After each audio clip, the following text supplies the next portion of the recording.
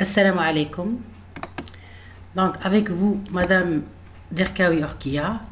Donc, on va terminer sur la création d'une base de données avec PHP-MyAdmin, bien sûr en Java.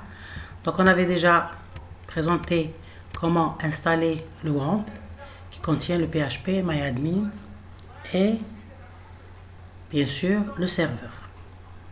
Donc, on va créer notre base de données et ma base de données va concerner un graphe. Comment capturer les données d'un graphe sous forme de base de données. Donc la conception que je propose est la suivante. Donc on a notre graphe qui est formé de trois éléments, le X, le A et le P. Le X c'est l'ensemble des sommets. Donc on a ici 7 sommets, A, B, C, D, E, F, G. Et puis A c'est l'ensemble des arêtes.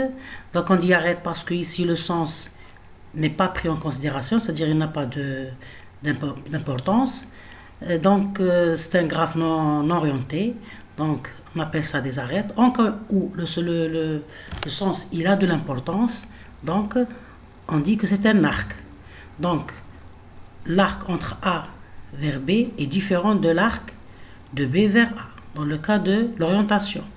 Dans le cas où le sens n'a pas d'importance, donc qui dit A, B ou bien BA, c'est la même chose. Bien, on a une seule arête. Donc A, c'est l'ensemble des arêtes. Donc, pour pouvoir, c'est-à-dire capturer les relations, bien ces arêtes, qui est le lien entre les différents sommets, je vais la structurer sous forme de matrice d'adjacence. Donc, ce n'est pas la seule façon. Pour faire ça, il y a plusieurs conceptions. Donc, c'est la conception que je propose. Je vais utiliser la matrice d'adjacence. Elle est structurée comme cela. Donc, si il y a une arête entre deux sommets, la valeur est égale à 1. Sinon, elle est égale à 0. Donc, on peut dire que c'est une matrice booléenne. Donc, on a le 0 et le 1. True et false. Bien. Donc, par exemple, ici, le A, le A, il est lié à deux sommets, le D et le B. Donc, on remarque que AA, c'est-à-dire il n'y a pas ici une arête réflexive, c'est-à-dire le sommet n'a pas une relation avec lui-même, donc c'est 0. A et B égale à 1 parce qu'on a une arête entre A et B. A vers C, c'est 0 parce qu'il n'y a pas de lien.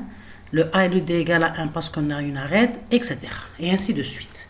Et puis il y a le P, c'est la pondération des arêtes, c'est-à-dire c'est la capacité ou bien le poids de chaque arête. Bien.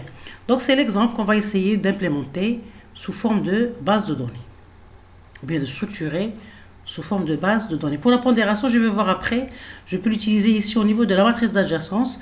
Au lieu d'utiliser le 1, je vais prendre c'est-à-dire la pondération de l'arc. Ici, au niveau du 1, on va voir après dans la vidéo pour, c'est-à-dire la manipulation de notre base de données. Bien, donc, pour pouvoir structurer ce graphe, je vais créer une base de données. Donc, je vais créer ma base de données qui est appelée graphe. Elle contient une seule table appelée adjacence. La table adjacence, elle va contenir 3 enregistrements. Sommet de type char, successeur de type integer, et pondération de type float. Et bien sûr, un enregistrement qui va considérer, c'est-à-dire l'identité ou bien la clé. Donc, on aura 4 colonnes. Bien. Donc, je vais lancer mon PHP MyAdmin. Donc bien sûr, pour arriver à ce stade-là, il faut avoir installé c'est-à-dire le WAMP serveur, et puis il faut avoir le navigateur. Moi, c'est-à-dire j'ai considéré le navigateur par défaut l'Explorer, et il faut avoir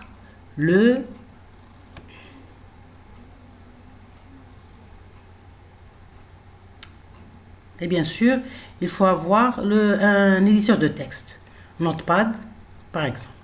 Bien. Donc, on remarque ici que le WAMP, la couleur de l'icône WAMP, elle est, c'est-à-dire en vert, ça veut dire qu'il est actif. Donc, on remarque ici dans le message, serveur local, tous les serveurs sont lancés. Bien. Donc, je vais cliquer pour avoir l'interface de démarrage. Donc, je vais lancer le PHP MyAdmin. Bien. Donc, on remarque que l'interface de PHP MyAdmin me lance. Bienvenue dans PHP MyAdmin.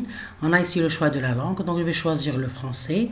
On peut choisir autre langue, selon, c'est-à-dire la langue que vous voulez. Bien, puis il y a la connexion, on a l'utilisateur, bien le username et le mot de passe. Ici, puisqu'on n'a pas, je n'ai pas spécifié un utilisateur ou bien un username et un mot de passe, donc le username va avoir la valeur par défaut qui est root, et le mot de passe va être vide, c'est-à-dire une chaîne de caractères vide. Donc je vais lancer exécuter. Bien, je vais agrandir mon PHP, bien la fenêtre de mon PHP. Bien, donc ici, j'ai l'interface principale du PHP MyAdmin et on remarque ici qu'il y a le chargement du localhost qui est, c'est-à-dire le serveur local de mon ordinateur. Bien. Donc, on remarque dans la fenêtre ou bien dans la petite fenêtre à gauche qu'il y a, premièrement, la première option c'est nouvelle base de données, lorsqu'on voudrait créer une nouvelle base de données. Et pour les autres bases de données, c'est des bases de données prédéfinies qui sont nécessaires à la manipulation de PHP MyAdmin. Il y a information schéma, MySQL, performance schéma, un test. Donc il ne faut pas y toucher parce que ce sont des bases de données du PHP MyAdmin. Donc je vais cliquer sur nouvelle base de données. Donc on doit avoir donné un nom à la base de données. Donc le nom, je vais la nommer graphe. Bien. Donc je vais la créer. En général, pour les noms des bases de données, il vaut mieux utiliser que des lettres, que des caractères et pas de symboles. Donc, une nouvelle table, bien sûr. Donc vous voyez ici au niveau de la fenêtre tout à gauche qu'il y a la création de ma base de données qui est appelée graphe. Il l'a créée. Bien. Donc maintenant, on va se lancer dans la création des tables. Donc ma base de données va contenir une seule table.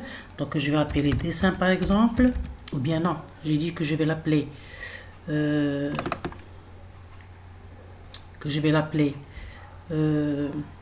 adjacence. Adjacence, oui, selon le diapo. Elle a 4 colonnes, bien, une pour l'identité et les 3 pour les sommets, les arêtes et la pondération. Bien, donc je vais exécuter, donc il y a chargement en cours. Bien, donc on voit ici qu'il y a ma table qui s'appelle adjacence et il y a l'option ajouter pour pouvoir insérer ou bien commencer à, c'est-à-dire remplir ma table. Donc, premièrement, il faut spécifier les champs de ma table avant de remplir les champs. Donc, premièrement, je vais prendre par exemple, je vais nommer le premier enregistrement clé, d'accord, et le type integer.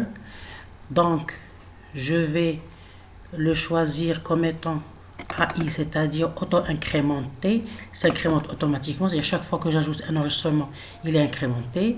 Bien. Oui. Très bien.